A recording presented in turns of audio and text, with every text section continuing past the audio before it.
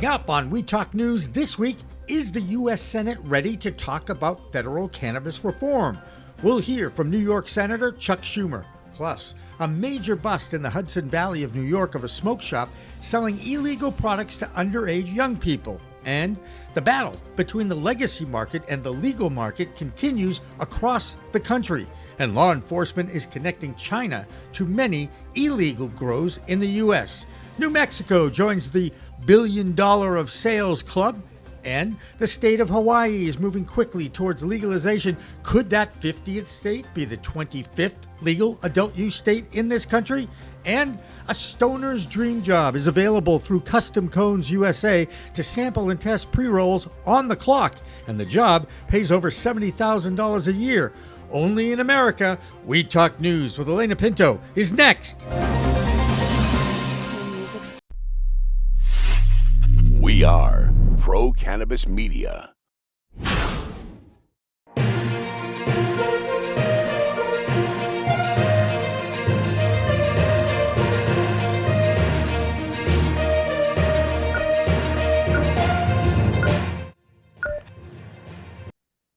Hi, everyone. Welcome to Weed Talk News, Pro Cannabis Media's weekly coast-to-coast roundup of some of the biggest stories in cannabis. I'm Alaina Pinto. The cannabis industry continues to wait for the DEA to make a decision on where or if cannabis belongs on the controlled substances schedule.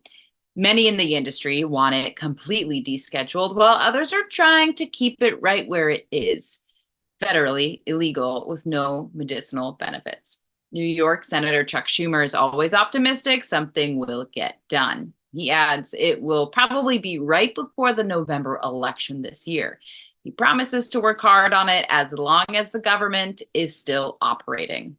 We believe very strongly in so many things, and we are going to continue to work on the agenda that we put before us. We first have to fund the government. The supplemental is very important, but after that, you will see us turn to many of the bills that we passed, the SAFER Act, safety on the rails, recoup, so many other things.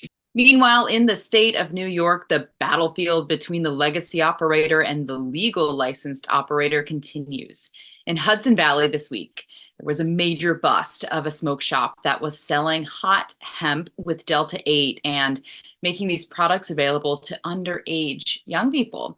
And over the past year, investigations into tax fraud exposed smoke shops with enough evidence that law enforcement issued search warrants to 7 stores in New York alone. Now there are only 78 licensed dispensaries in the whole state of New York, with 5 located in the lower Hudson Valley, where these smoke shops were operating illegally. In the meantime, California continues to try to sort out the challenges of the legacy versus legal market with plenty of things to clean up. Levana Vassau has more from the Golden State. I'm Levana Vassau with the Bay Sesh, reporting for PCM with this week's California report for Weed Talk News. A few weeks ago, I shared the sad story of Herbal. It had tanked around Thanksgiving last year and leaving many accounts unpaid to the tune of $7 million. Much of this money was owed to small retailers and brands who could ill afford not to be paid. That all added up to $10 million in additional debt. Their sell-off, court-ordered liquidation, and auction results have all happened. Their AR was sold to a private investor for 600,000 pennies on the $7 million it owed. Their Nevada distributor, Blackbird, was purchased by Nabis for $850,000.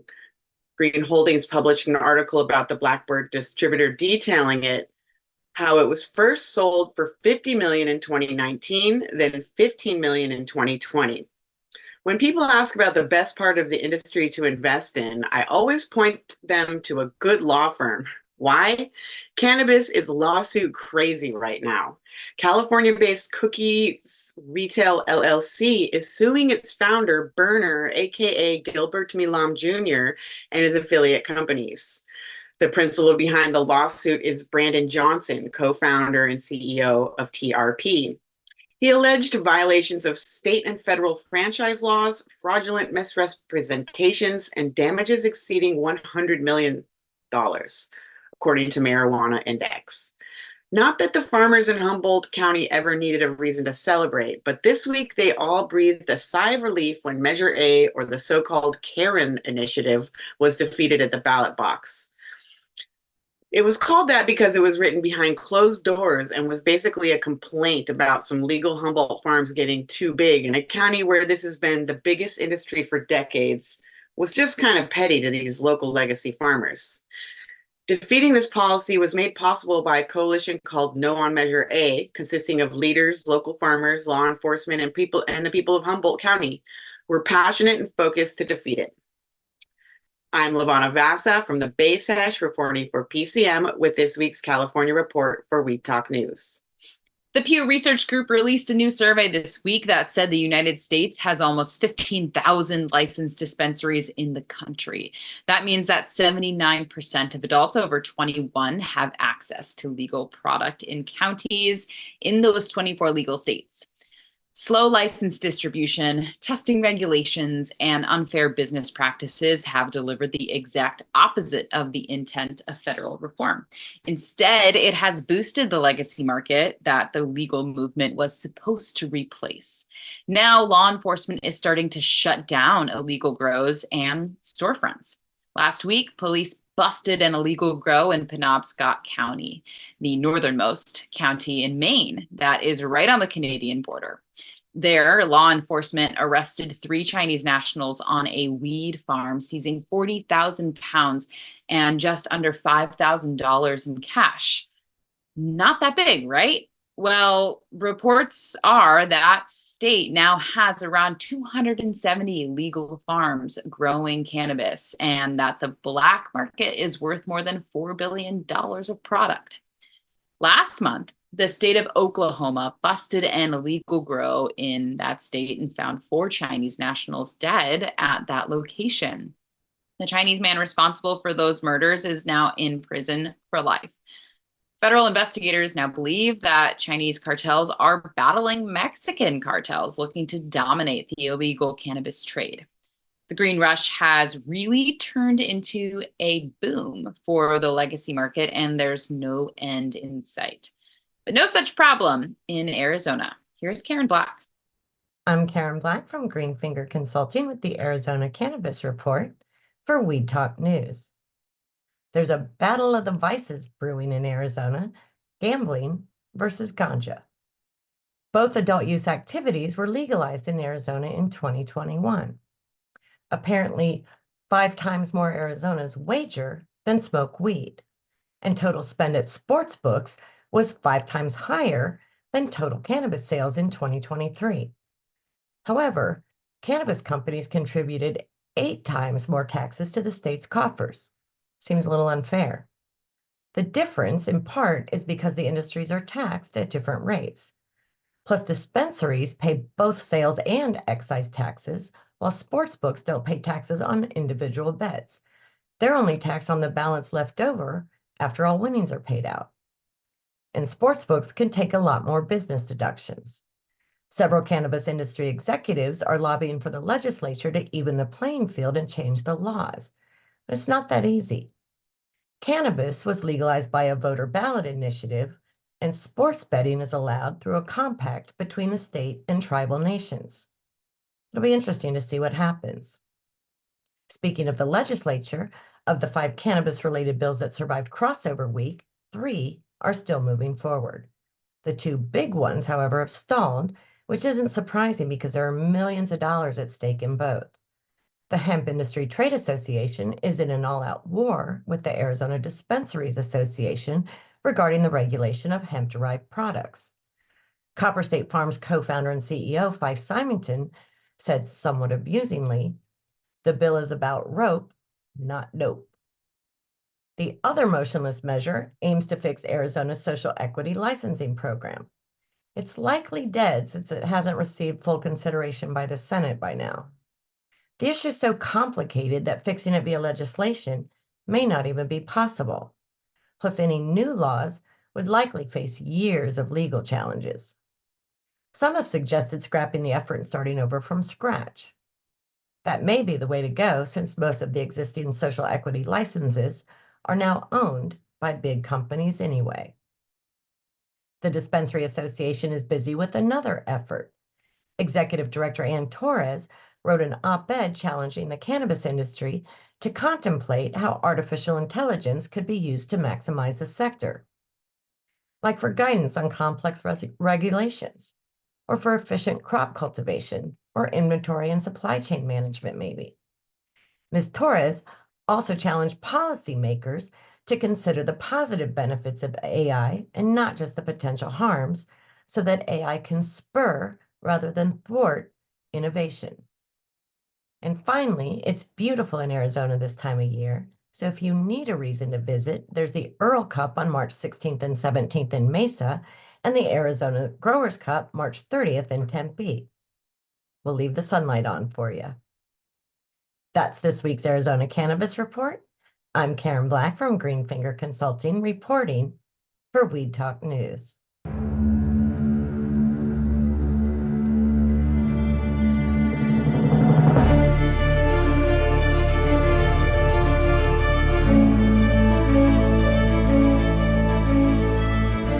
What if we're right? What if all of a sudden they discovered that there is medical use for marijuana and that it is good for you and it's better than alcohol and it's better than opioids and it helps your health? What if we're right? What if they find that out? Specific cannabinoids have medical value. These are facts. I'm here today in hopes to assist in removing the demonized stigma of cannabis and the perception that cannabis is just about getting high. The true base of this plant has to be known. I don't think anybody should ever go to jail for cannabis. Get some medicine, and everybody should have access to it. This is something which, at the very, very least, is the key to alleviating suffering and extending life for millions of human beings. Right? For returning some kind of balance to our society, and quite possibly of restoring our planet's natural balance as well.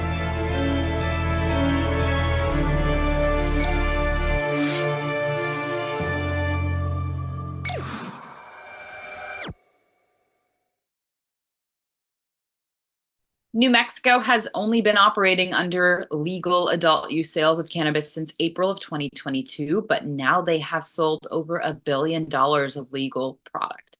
That translates into $75 million in taxes going back to New Mexico. Like many states, New Mexico's recreational market is responsible for more than half of that $1 billion total, with $678 million sold. And when you add in the $332 million from the medicinal side, you make it into the $1 billion weed sales club. In August of 2023, there were 12 states in the $1 billion club, with California still the king of weed, and with Michigan, Illinois, and Massachusetts rounding out the top 4 $1 billion markets in the US.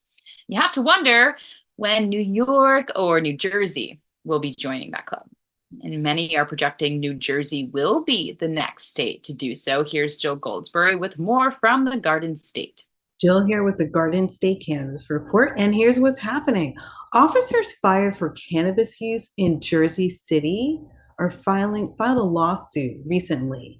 Plaintiffs Officer Nathan Mansour and Omar Polanco claim that Jersey City Mayor Stephen Fulop broke the law by having them fired for off-duty cannabis use. A lawyer for the two officers is claiming that Mayor Stephen Fulop is using this as a stepping stone to his gubernatorial campaign by following the federal law and upholding that, as opposed to upholding New Jersey state law. According to New Jersey state law, off-duty cops are allowed to use cannabis off-duty. This suit is being called a ruse done solely to bring attention to Fulop's gubernatorial campaign to the detriment of Jersey City's taxpayers and employees who are now footing the bill for this. The officers sued the city once before, back in November, and claimed the officers did not fully comply, claimed that officials did not fully comply with the Open Public Records Act. So we will see what happens with this, but as current, the officers have not been reinstated as they should per the Attorney General's Office of New Jersey, because there is a conflict between the Attorney General's office and Mayor Fulop.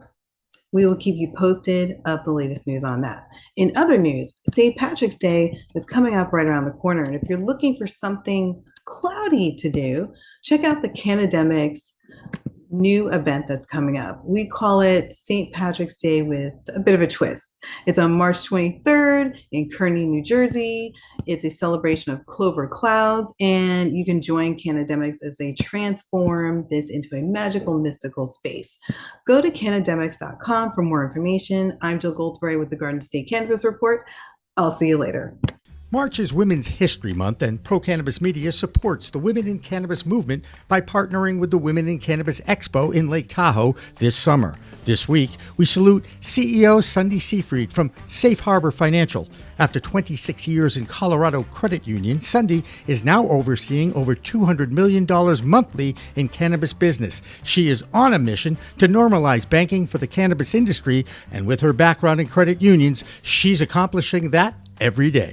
Pro Cannabis Media salutes Sunday Seafried, a woman making history every day in cannabis. Check out womeninCannabisExpo.com for more information about their trade show this summer. Legacy versus legal markets, public versus privately owned businesses. Nothing is more volatile than the publicly traded cannabis stocks. And that's why we have Doug Miller to keep an eye on what is going on in his High on Wall Street report. I'm Doug Miller from High on Wall Street with this week's cannabis stock report for Weed Talk News. MSO Curleaf posted $34.5 million in net revenue for fourth quarter of 2023. That's an increase of 1.5% over the same quarter last year. They reported a $57.7 million net loss from continuing operation for the quarter ending December 31st. Curaleaf's full-year revenue was $1.35 billion, up 6% on a year-over-year basis, with an annual net loss of $290.3 million, a 23% improvement over 2022's $376.9 million net loss. As I mentioned before, the new CEO, Matt Darin, he understands the cannabis industry, and he's really doing a great job to make a huge improvement in this company. They're going to salvage the Belmar, New Jersey production facility and reopen it. That's a big one in the New Jersey market. They also could be pursuing a similar strategy as Trulieve did to reap a huge tax refund. So let's see how the stock chart looks. It's trading around 420 and it has been dipping, and it looks like it wants to continue to dip. I would watch for it around $3.80 to see if it wants to bounce off that bottom. I'll be keeping an eye on it and keep you posted. And that's this week's Cannabis Stock Report. Reporting for Weed Talk News, I'm Doug Miller. Here in Massachusetts, a billion-dollar market is starting to make changes to the original laws. One of the biggest changes is happening soon when delivery companies will no longer be required to have two people in that delivery truck. Massachusetts was the only state with adult use recreational sales that required dual adults in those delivery trucks. That restriction nearly destroyed the delivery market, but that is going to change now. There are currently 20 companies with delivery licenses in the state. Delivery, though, is not a problem in Missouri, where it is legal to get home delivery of the product with only one driver. That obviously makes our Missouri correspondent, Brandon Jones, very happy. Hey everybody, it's Brandon Jones with Bee Green Distribution with the Missouri Cannabis Report for Weed Talk News. And yes, I am still sporting my Chiefs starter jacket. Super Bowl champs, back to back. Here we go. So, yes, the newest story coming out is the newest release of the second round of micro licenses. So, if you're not familiar, it's kind of something that's different done here in Missouri. There's a second ecosystem from the DHSS versus the normal regulated license market, and then what's called a micro license, where you have to have certain criteria to meet first being under $250,000 net worth, and either in a cannabis affected area, or you've been actually affected yourself by a cannabis crime. So there's a lot of regulation to get into it. And then the biggest problem is you have to have such a net worth that it's really hard to open a brand new manufacturing facility or a dispensary if that's your net worth. So we're finding a lot of these licenses are up for sale. And a lot of the people that actually won on the first round were from out of state. So we're hoping the second round is really going to focus on those people that are in the state, get those that were really affected by the cannabis crimes in their past, and find a way to get those people access to be able to make, a living off the plant that had them in jail. So that's the second round. It comes out the 15th to the 29th is when you can actually submit for the second round. And then supposedly in July is when the second round will be announced. So you can have up to 144 total licenses that are supposed to be dispersed. At least that number. Hopefully we're going to get a little bit more. But the thing is they can only sell to each other as well. So you can't go to one of the licensed facilities and purchase it for your micro licensed dispensary to sell. It's its own separate ecosystem that has to work completely independent of the other system. So we're seeing we don't have any of the first round actually operational yet, but I have heard that there's some who are actually started, getting the places in process, and you're starting to get some, products getting ready to be manufactured, but nothing is actually being grown yet in any micro license facility yet here in Missouri. So hopefully it happens soon, and hopefully they all succeed. So I'm Brandon Jones with Be Green Distribution with the Missouri Cannabis Report for Weed Talk News. Stay medicated and educated. Have a great week. And yes, still go Chiefs! Hawaii may be the 50th state to join the United States, but it could be the 25th state to legalize adult use very soon. The Senate there passed an adult use legalization bill by a 19-6 vote this week, and now it moves over to the House. 2 years ago, the Senate passed a legalization bill before, only to see the Hawaiian House veto it. The governor of Hawaii, Josh Green, has said that if a legalization law reaches his desk, he will sign it into law. So stay tuned. The race for the 25th legal state continues here in the USA. It's been a battle in many southern states of the United States to get any movement toward legalization, and this includes North Carolina, where the Eastern Band of Cherokee Nation will be opening their adult use dispensary on April 20th. North Carolina still has very strict laws on cannabis, but Native Americans operate under their own laws on their own land.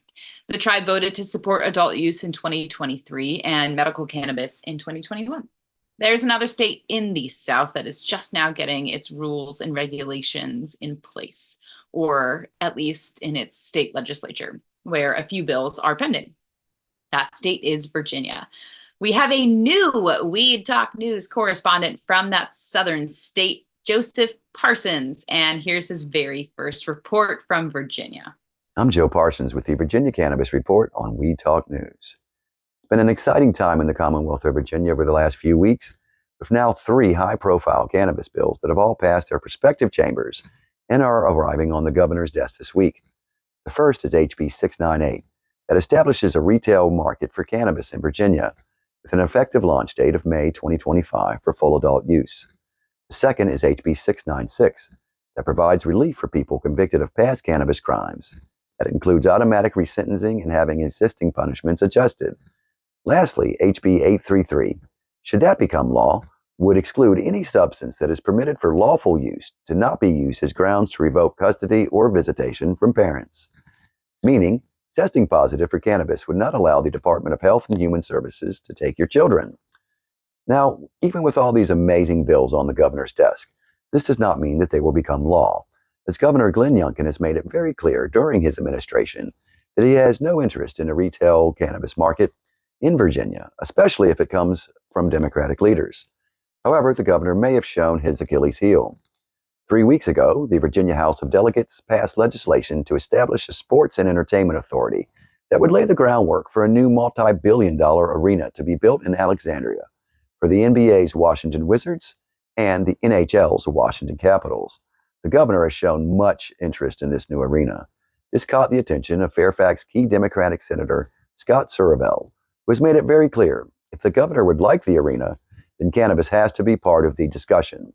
This pressure from Democrats, along with the session ending, puts the governor in a prime position to have to act on the bills on his desk. Now, we know he went to Rice University on a basketball scholarship, so he loves basketball. But for all of our sakes, let's just hope that he's a Wizards fan. That's all for this week's Cannabis Report on Weed Talk News. I'm Joe Parsons. Until next time, stay lifted.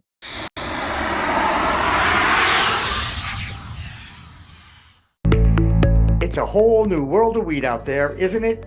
Everyone is learning new ways to titrate, ingest, consume, imbibe, and engage with this plant medicine we call cannabis. Now let me tell you my cannabis story. You know, I've had 4 major surgeries in the past 23 years and suffer from osteoarthritis with a variety of metal parts in my body and one on deck. Now, thanks to those chronic pain issues, I've been a medical patient in Massachusetts for almost 10 years now. I remember my first trip to a dispensary just outside of Boston, and I told the bud tender I didn't want to smoke it anymore, so I tried edibles, then tinctures, then vaping, and now, if I'm going to smoke, I only use the Weedgets filtration system. What? The Weedgets.com, Weedgets, that's weed, W-E-E-D, G-E-T-S.com, is where you'll find the planet's coolest product that cools the smoke from everyone's favorite flower. Now, the guy that started this was a pretty good medical device manufacturer, and he created this maze pipe that cools the smoking process from 1300 degrees Fahrenheit upon inflammation down to just 90 degrees when it reaches your mouth. That's right, 1300 down to 90. That's why this maze pipe is amazing. Now, add in the code of PCMTV and you get 15% off. So just go to Weedgets.com and check out the best way to enjoy a cooler smoke with less coughing and hacking and more peace of mind.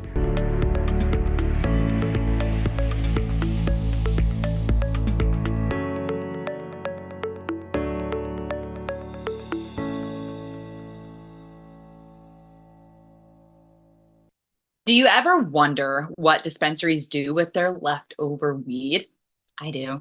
Each state has different rules for the proper disposal and destruction of the product. And in 2019, Massachusetts MCR Labs was fined $225,000 for improperly disposing of inert cannabis in their dumpsters. Well, now there's a Maryland dispensary that got fined this week for improper disposal of cannabis in a dumpster. The dispensary, called Curio Wellness, has been fined $26,000 after a former employee pulled 64 quarter-ounce containers from the dumpster and then returned it to the dispensary, who resold it. Even though when they got it, the containers were covered with a, quote, liquid substance acquired while in the dumpster for 2 days. Unquote. Before that dispensary resold the products, they did replace the original containers. Amazingly, no complaints were filed by anyone who bought the Amnesia OG strain. Well, now it's time to look north of the border in Canada, where Debbie Facey reports on a country that continues to sort out their own legal versus legacy issues. This is Debbie Facey with We Talk News, coming at you with the Canadian strain of the week. So what we have in Canada this week is a gentleman by the name of Dante from Canada decided to, with the help of a third party, decided to bring over 2 suitcases worth of cannabis, which equals out to $590,000. And that has not only brought some, I guess, news to Canada, but has obviously created an example as to what not to do when it comes to bringing any sort of drugs, especially cannabis, over to another country. Next we have is sensimed.ca, which is a recreational LP, but what they have decided to do is open up a different marketplace, which is going to not only cater to the medical cannabis patients, but it's also going to have a different line of products, which is also going to be a little bit different, but also beneficial for the medical patients like myself. And last but not least, we have is a realization here in Canada that alcohol really isn't necessarily a need anymore, or as a necessity. they have realized that most Canadians today have decided to switcheroo to the green instead of the brew. And that's a beneficial thing, especially when it comes to young teens and adults. So this is Debbie Facey with Weed Talk News with your Canadian strain. Peace. Finally, tonight, if you enjoy sampling, tasting, or smoking weed, I'm assuming you do because you watch the show, you could make a career out of it. That is right. Okay, maybe not a career, but a job, a paying job. Day Savers, a new direct-to-consumer brand under Custom Cones USA in Washington State, posted a job this week for a full-time position for, quote, the ultimate stoner job. Get this, it pays $70,420. Now, you will also be handling social media content and running a few events, but the company will also be sending you on location to trade shows or other cannabis events around the country. To me, this sounds like a good reality show, depending on who the lucky employee will be. And this may be the first time that getting drug tested by your employer will be a job requirement and not a reason to be fired. Love it.